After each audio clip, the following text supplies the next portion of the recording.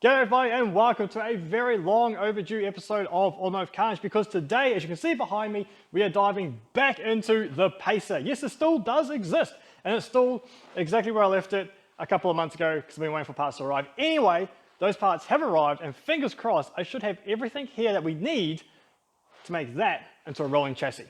Let's see what we got.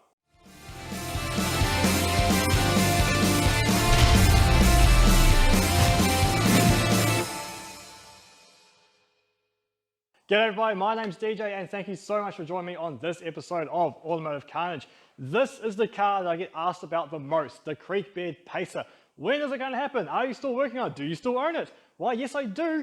It's just taking a long, very long time. And I did say when I first took on this project it was going to take ages. I just thought I'd be a little bit faster than this. But anyway, today we are going to be rebuilding the front suspension and steering, and hopefully we can get onto the diff and rebuilding that tomorrow. So today, let's focus on this, and to get this achieved, we have sourced bits and pieces and parts from all over the place. We have some brand new stuff from Hemi Performance that I've been dying to use for a very long time.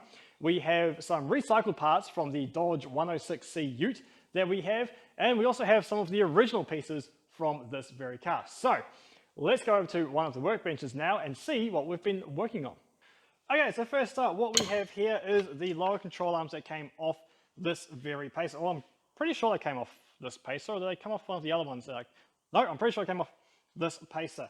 And with these, we had to pull out what was left of the radius arms. They were so seized in there, we ended up having to cut them just to get the lower control arms and everything else out. We've got brand new ones of those that we have, complete stainless steel, bullet stainless steel, which is going to be awesome to put those in.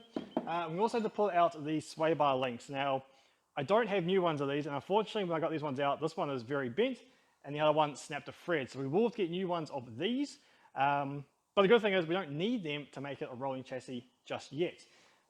So yeah, that's all good to go. We've cleaned up all the threads. I'm not going to paint it. I'm not going to clean it anymore because we're just probably going to drive this car in a paddock anyway, so that would be a waste of time. Next to it, we have the front assemblies off the Dodge 106C. Now, for some of the more OG viewers, I have a 1966 Dodge 106C, which was the first Valiant Ute to be brought out with the Dodge name and be pared back and have like bare minimum, specifically for fleet buyers, farmers, tradies, all that kind of stuff. So it was the cheap bargain basement version. There was only 1,500 of those made, according to the Valiant info base platform, and I've got one of them, so that's really cool. This is number 950. I can't remember what number it is. Actually, I have to look into that. So yeah, I got that to do another big project we were working on, which unfortunately, long story, we didn't get into that. But it's got like $3,000 worth of brand new parts in this car. It's just been sitting for the last 2 or 3 years in my field. So I thought, all those parts are going to waste, and they're exactly the same parts that I need to put into the Pacer, so let's recycle that. So we have rebuilt upper control arms. We have brand new bushes in here, brand new caster bolts. We've got brand new upper bore joints. We've got brand new lower bore joints. Yes, I know it doesn't look like it. The rubber has perished, but again, let's just get this thing rolling and get it to drive. I cannot wait. And we've also got tie rod, new tie rod bushes as well, which we might have to put into whatever that part is, whatever you call that. I don't know what the technical term is, because the Pacer should have a better design than that being a VF generation, whereas this is all based on VC generation parts. New rotors on here as well, new studs, but we're not going to use all of this assembly because of some of the brand new parts that were sponsored by Hemi Performance a long time ago, and we can finally use them. Let me show you what we've got on that workbench. Okay, so in here we have a bunch of brand new parts that William from Hemi Performance was so gracious in donating to this build, and I'm really sorry, mate, that it's taken this long, but we are finally getting it, and we're finally going to be using all of these awesome parts.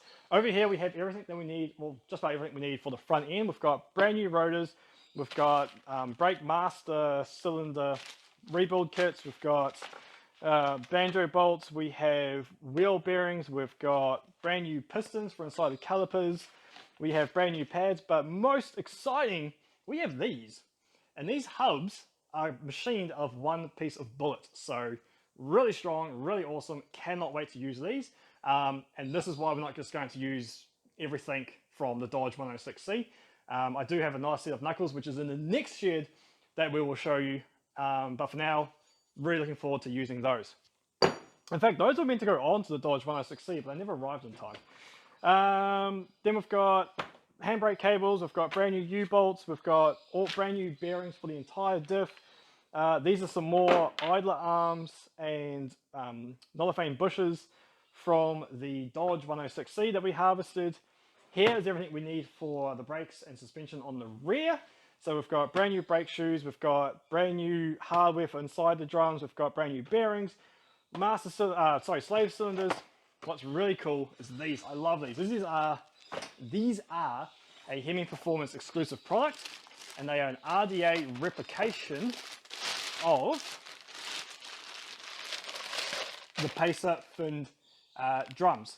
So the Pacer, and I think I've heard apparently, you guys can correct me on this, apparently some of the V8s, the VIPs and the V8s got these finned drums as well, but as far as I'm aware, only the Pacer got them. But if you guys have a V8 that had these factories, let me know. I'll be really keen to know, actually.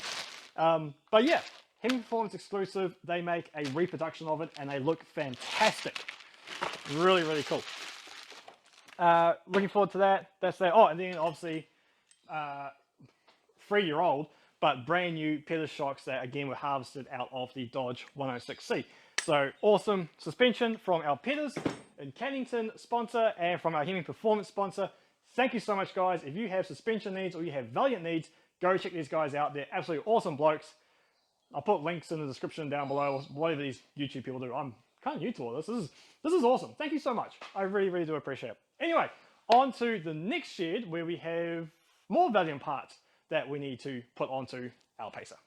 And to get there, we need to jump in the trusty old farm hack, which is the Daihatsu Rocky. There's a video on us getting this thing up and running again, or will it run, if you will, but it does still have a horrible battery leak, so I got to disconnect the battery every time I drive it. Otherwise, she's great and fantastic for teaching the kids how to drive a manual car. Now, hopefully I can get out without scratching my crown next to it. Anyway, let's get over to that shed. Well, when I say shed, what I actually mean is old truck body. Inside here is just an absolute Aladdin's cave of Valiant parts, and a lot of them are more Pacer specific. Anyway, what we're after, I think, is down in here. We need a caliper, and another caliper, and a knuckle. Where's the knuckle? Oh, there's a knuckle. Yeah, they're heavy. A decent sized steel, all right. And another knuckle. That's what we came for. That's what we came for. Into the Rocky. Let's go. Okay, back in the shed at our workbench. First thing I want to do is I want to strip these down, take all the parts off that we actually want to keep, and then we'll strip down the old ones, do the same thing. I had to go back, I forgot the torsion bars, and I've realized that we need that steering arm links. I need the section in the middle. So although we're going to use these parts on the ends, we need the arm that's in the middle that all the idler arms and the steering box actually connects to. So we need that. And then behind you, which you can't quite see, we've got the whole suspension system going to be laid out on the concrete floor so that we can get a good visual representation before we pull it together. Anyway, time for a time lapse, time for a hyperlapse, and let's start pulling some stuff apart.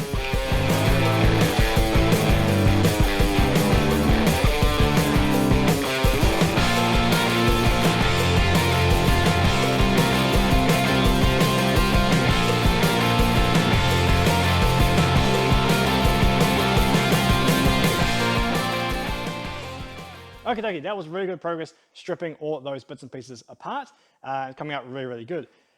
Coming to a slight bit of not a problem, but just a delay, I guess. These are the knuckles that came off the Dodge 106C. Now, the Dodge 106C obviously came with 9-inch drum brakes on the front, and I did the conversion to disc brakes because of the project that I thought it was going to be. This disc brake front end came off another Pacer that we pulled apart in the bush. It was completely crushed, it was useless. We harvested the good parts off it, and some of those parts are going into our Pacer. This was the disc brake front end. but I want to keep that on the Dodge. So I went and brought another set of knuckles from a lovely chap over in Queensland. I put the call out on one of my Valiant, on one of the Facebook pages, and said, hey, I'm missing one. I was always missing one. And he's like, hey, I've got a whole complete set for you. I'll ship it over to you. So I was like, cool. So he just came to a reasonable price, and he shipped it over. Now, this is the first time that I've actually looked at them properly. And what I'm noticing is that they're actually a drum brake knuckle with a disc brake adapter. Now, whether this is a aftermarket adapter or this is like an early disc brake thing, I'm not too sure. So I might have to rely on the Valiant gurus again to let me know, is this factory or is this aftermarket? I know that you can get aftermarket upgrades from back in the day, but just because I want it to be a little bit more cooler in one piece, I'm going to use the ones that came off the Dodge. So we'll strip these down, primarily so I can change that hub. This has got brand new bearings and this is good to go, but I really want to use those billet hubs. So we're going to strip this apart, probably end up just using this rotor and using this knuckle, which it never makes no difference because they're both really strong and this one's really well bolted together, but I just feel this is going to be a nicer, stronger unit. And it came off an actual pacer, as opposed to this, it may have come off a rear disc brake front end VC, VE, I don't know. So let's use what we've got that we know will work. So yeah, I'm just going to pull those apart and then I'll show you my little contraption on the floor that we've made.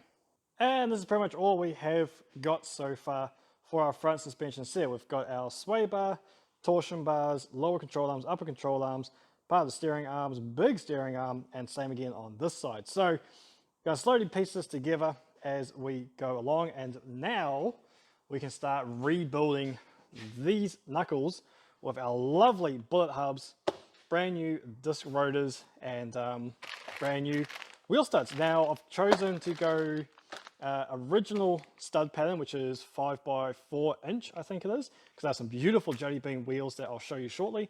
But also too, we're going right hand thread on both the right hand side and left hand side of the car because left hand wheel nuts are a pain in the butt. So we're going right hand thread on both sides. All right, let's start assembling all of this to add it to our lovely little collection.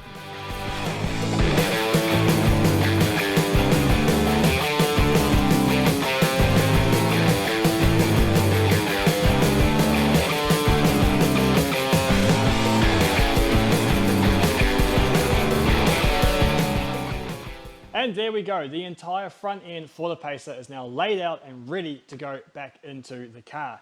So we've got a really good hodgepodge of bits and pieces here. As I said, some of the original Pacer gear, some of the parts that were refurbished for the Dodge 106C, and some absolutely brand new parts from Hemi Performance and Pedal Suspension. My favorite part though has got to be these radius arms. The factory ones are 16 millimeters thick. These big boys are 22 millimeters thick. So that should make a huge improvement in the front handling of this car. The billet hubs gave me a little bit of a problem just putting the dust seals in the back, but we managed to get those in. They're so good. I've never had a hub that's been so stiff to get the bearing cases into. So they were in there tight, they're snug, and just going to be fantastic. So anyway, let's start pulling all this into the car. There is a few things missing, as I mentioned. The sway bar links, I've had to order those from Hemi Performance, and the sway bar mount. So yeah, we've got new Nolafane bushes to go in there as well, but they're all up at the old shed still. So that's okay, we don't have to put the front sway bar in. Let's just get all these control arms and these torsion bars in. Let's get into it.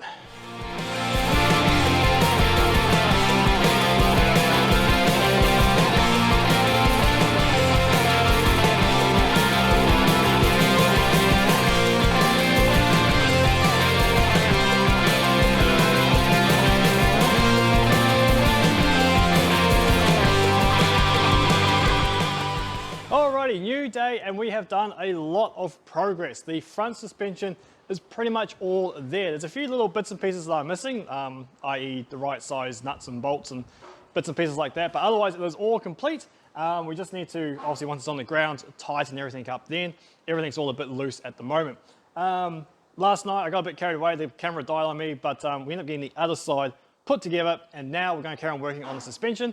So let's take a quick dive into the engine bay and I'll show you what we've done. So as you can see on this side is the most visually stunning, the fact that we actually have a wheel on there. These are the jelly beans that will be running on the front. We have a full set that are square and the same size as this. What is this? It's a 215, 65, 14. I think they're about a 7-inch wide rim, somewhere around there, 6.5, 7 inches. For the back, we've got something a little bit more spicy, but we'll show you that once we get that diff rebuilt and hanging up in there. For now, there's our front suspension on that corner all put together. And then same again on this side, we just haven't gone and put the wheel on there. So yeah, everything's all nicely in, nice and tight. Yeah, pretty much that's it. Next thing we're doing now is onto the steering. So we've had to modify this part up here so we can fit the nice brand new Nolafane collar on there. And then now we'll start fitting the steering column back in and hopefully get our steering arms all connected as well, so we can actually turn and steer these front wheels, which is rather exciting. So let's dive into getting this column back into the car.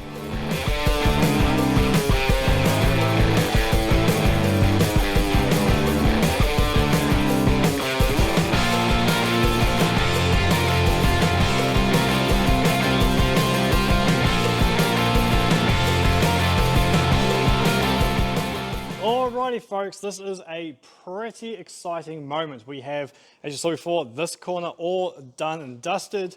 We have a wheel on this side. We have our full steering arm linkages in there. Plus we also have our steering column back in place. Now, if I spin the steering wheel, look at that, the wheels move. Everything is connected. So yeah, the front end is completely bolted back together. Now, when I say completely bolted back together, what I actually mean is that it's all kind of loosely put together. All the nuts and bolts are loose until we can get this thing back on the ground, get it under its weight, and then we'll tighten everything up nice and tight. We'll probably do the steering arms up tightly, just so that they are not so sloppy as you're going side to side. So that's it. That front's good to go. It needs a serious wheel alignment. It's a massive camber and some huge toe. Let me see if I can show you that. So yeah, I did a quick adjustment, but you can see that one has got huge camber going this way and toe out this way, and this one's, you know, not much. But actually, it's pretty straight, that one, but I gave it a quick adjustment. So yeah, there we go. The Pacer front end is back together. Really, really excited, which means tomorrow we can start tackling this end, the diff. Now this is going to be a little bit trickier because we need to lift the whole body up, shift it that way, balance it precariously on that one stand so that we can actually get underneath the rear and start attaching this. Well, actually, we'll hold off on that because we need to pull that apart. We need to pull the axles out, the diff center out, and then we've got all those brand new bearings to be put in there. So we'll do all of that. Should we do all that? Yeah, we'll do all that before we attach it into the car. Otherwise, this is really, really exciting getting to this point. All right, everybody, we're going to take a quick intermission from working on the Pacer, and before we dive into that rear end, we're going to talk a little bit about this, my 1970 HG Holden Brougham. Some of you may remember we rescued this car from out on the Northern Territory border. Well, I say we, a good friend of mine went and retrieved it, and then it ended up in my possession. Absolutely love this vehicle, being a genuine Brougham with the extended rear end, and a really good, I'll say rust-free. It's mint. It's mint, right? It's actually got flaws in it, so that's quite amazing. It does a bit of rust on the outside. But anyway, the reason we're here is that this vehicle, as special as it is not a vehicle that I'm going to be able to restore by myself. Now, what I mean by that is that we are going to be moving this vehicle on. Yes, I will no longer be doing the awesome plans that I had for this vehicle, which will have annoyed quite a few of you, and that will have just been amazing and awesome, and I will have loved it. But we have to, unfortunately, focus on other projects. So, never fear though, because this car will be moving on to another YouTube channel, none other than my friends at Down to the Shed with Byron. Yes, Byron and the big fella are going to be doing their version of the Ultimate Brougham, and in fact, they're here today to pick this very car up. So, let's bring them on and figure out what it is they want to do with this car. Many of you will recognize Byron and the big fella as our regulars on this channel, and help me out with quite a few of my more tricky builds, or more to the point, the builds I just leave at your house and make them do all the work. Anyway, you guys have been badgering me to get this specific car for quite a while now. Yes, we've been annoying DJ flat out. Well, not just me, the big fella. He's fallen in love with the old girl ever since we've seen it. Now, if you've seen our Ute build, which DJ helped us out with, It helps a strong word. Yeah, DJ help. Hey, it's just mint, that thing. So we got that ute running, driving, and stopping that night before the Max Pinjarra car show. And sort of, I gave that car to the big fella as his project. I really enjoyed working on the ute with Dad down at the shed, but it's time to upgrade.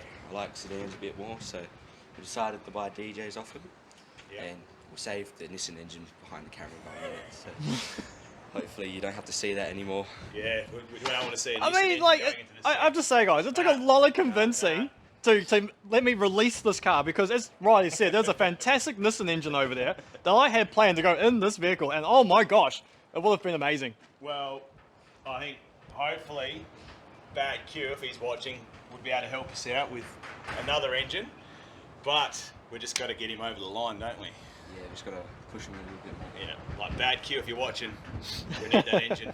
So anyway, as much as we disagree as to what is the best engine to go in this vehicle, and I'm sure you could all down in the comments let us know what these guys, give them ideas, you know, obviously they're going to do their own thing, they've got their own flair, their own style, and I really like what they do plan. It's just a really boring engine they're going to put in there. But anyway, so let's get this thing pumped up. We're going to do a few tyres to get them pumped up and get it on the trailer, and then you can watch a grown man cry as it goes up the driveway. Well, thank you very much, DJ, and I think the audience will, well, at least we'll pursue forward with the build, and then DJ will still be part of helping us out anyway. We'll still call him around to give us a hand, so it's going to be good.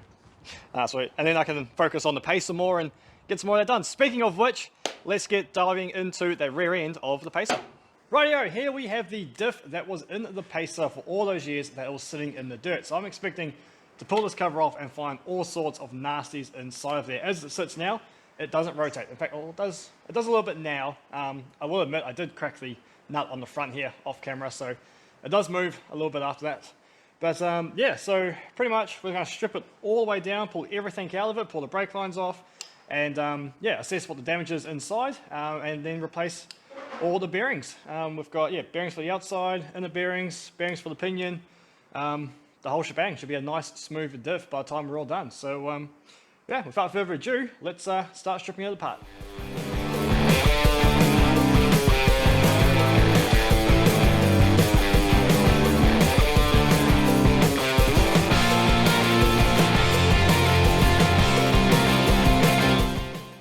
Alrighty, here we go folks, we have got all the bolts undone for the rear cover here. That was the worst one. Unfortunately, someone's obviously bashed the lip here up into the bolt, so that took a little bit of wrestling to get that undone.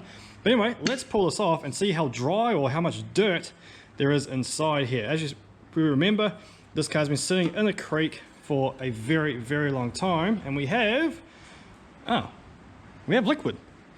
It smells bad. That's actually, I did not expect that. I did not expect there at all to be any oil left in there. It's definitely, it's clean. That's actually still amber. What the foggity? Okay, that is definitely not what I expected. So that's a win.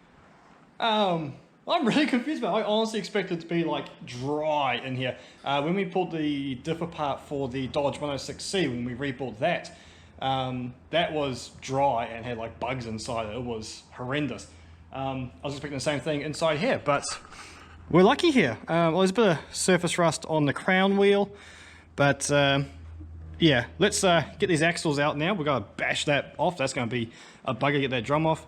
And yeah, let's strip it right down and see what we actually have got going on here. Huh, cool.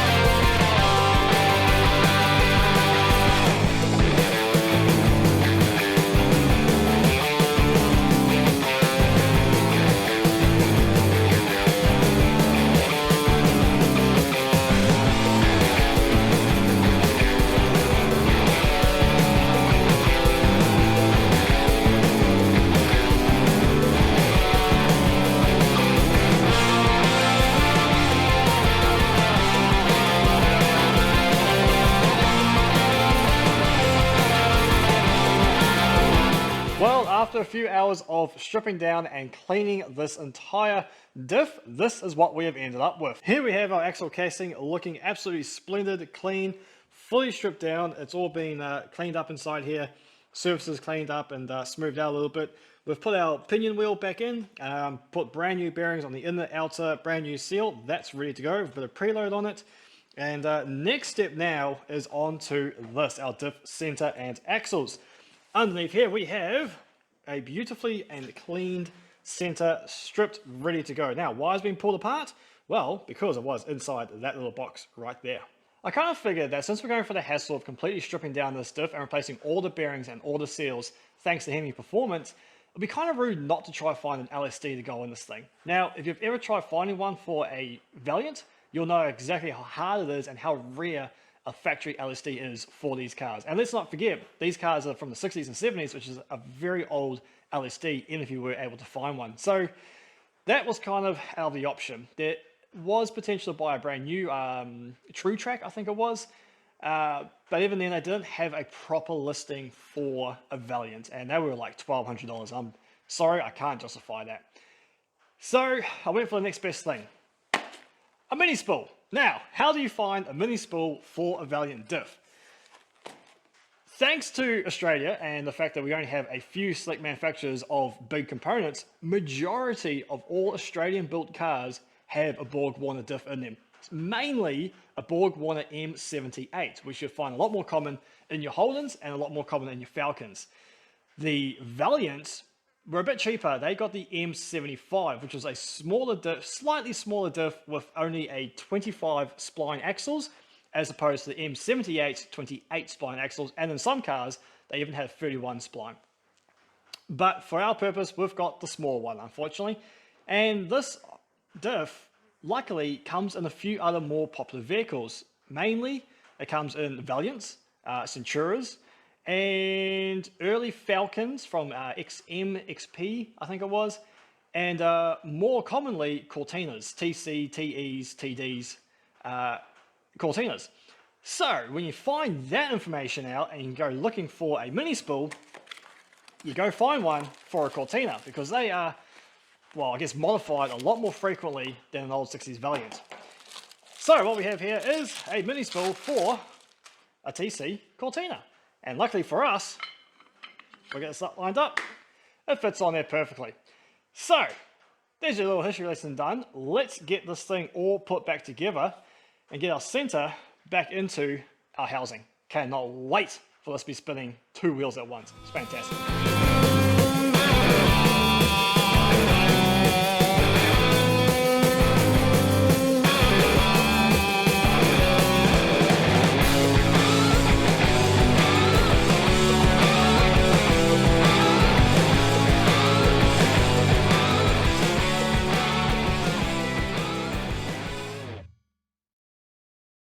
Unfortunately, that reassembly did not go according to plan. Unfortunately, in my rush, I got the shims mixed up and put them in the wrong way.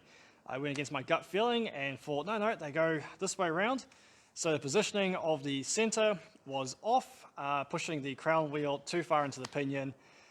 It got jammed in it, it got stuffed, I got frustrated, I ended up snapping the shims. And now they're in a whole bunch of little pieces. The diff center got stuck in there. It was an absolute, poop show. So, don't rush your work.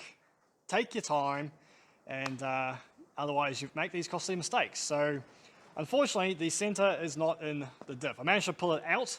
It was very, very stuck in there, and I just did it all completely wrong. So, we can't put the center in now because I don't have shims. They're in, as I said, 1,000 pieces. But the idea of this video, and I really want to end it on a high note, is I want this car to be into a rolling chassis. I'm sick of seeing it up on, well, milk crates now and tires. And I really want to get it onto all four wheels. And luckily, we do not need the center in the diff housing to do that. We just need the axles bolted in place, and that's enough, as it's not got the full weight in it. It's not going to put too much stress on those axles, and it won't need the full support of the center until we get those shims. So what we're going to do now, I'm going to take my time doing this, we need to hang the rear springs again, get our housing in place, bolt it all up, and then we can finally go and fit those rear wheels. We can't use these ones. These ones are our special ones. They're they're 8 inches wide, so they're going to look fantastic once we've got some tires on them. What I do have though is a full set of this size, which I think they are a 6-inch wide rim. Still got a nice bit of dish, but at least they've got tires so we can make it rolling. This should be the last hyperlapse of this video. Let's get it done. Let's get this car on the ground. Come on. Don't rush it. Don't rush it. Talking to myself here.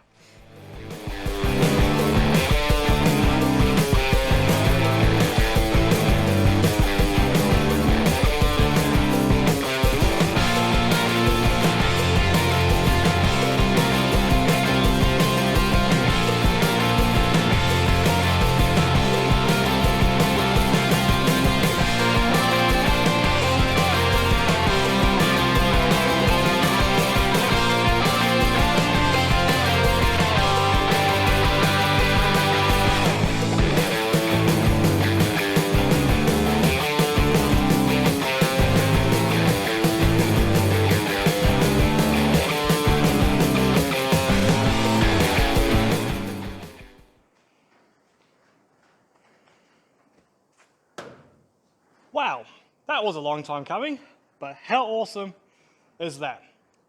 This has been quite the journey to get this car into a rolling chassis. I know it just seems like a very simple job. It's really just attaching a bunch of parts together. This video has had highs and lows. The front end went together surprisingly well. The rear end, not so much, as we just seen. But yeah, I think I started filming this episode back in March. It's taken 4 months to do this. Just with everything else that's going on in life, project cars tend to get on the back burner, which is pretty standard, unfortunately. So it is absolutely fantastic to finally see this car on the ground on all 4 wheels again. And yeah, we can now push it around and move up to the hoist and start working on the other part of it. So that is really, really good. I am super stoked, super happy. I didn't put the rear shocks in. But also too, it gives us a bit of a sense of how low I would like this car to be without the shocks in there holding it up. I've got brand new Nolofane bushes and Peters bushes to go in the rear leaf springs. But at this point, I really want to get some nice reset new springs, so I don't want to waste the Nolofane on that. So we're just using the old rubber ones that are in there. Again, it's just to get this thing rolling, get it moving. It is a huge milestone in the project, and it gives me an absolutely incredible boost to go to the next step on this vehicle, which is going to be test fitting the new engine. Now, we have the original matching numbers slant 6 and the matching numbers gearbox, but that bottom end needs an entire rebuild. At least 3 of the balls need to be re-sleeved. It's going to be a very expensive exercise to put the engine back in, just to be matching numbers. At the end of the day, it's still only a slant 225. So, I don't know. Comment down below, what do you think we should put into this? Should we just go back to the original matching numbers? Well, I mean, we could do, but it's not very interesting. We have a very special 6-cylinder turbo engine up there that I've been rebuilding for a very long time. We could finally finish that off. I don't want to give away too much on that because that's a very awesome engine. It is of the Nissan Persuasion though, I will give you that. Or we've got a big V8, which I'm kind of leaning towards putting the V8 in with a 4-speed behind it. So yeah, so long as, again, now don't stress too much. Whatever I put in here, I don't want to chop the firewall. So if for some reason I move this car on, it can go back to the original engine. So keep that in mind too. You know, we need to be constrained within the original engine bay. What would you like to see put in here? Anyway, I'm going to go grab a beer. I am absolutely stoked to finally see this thing back on its wheels. And yeah, thank you very much for joining us, and we'll see you all on the next episode of Automotive Carnage.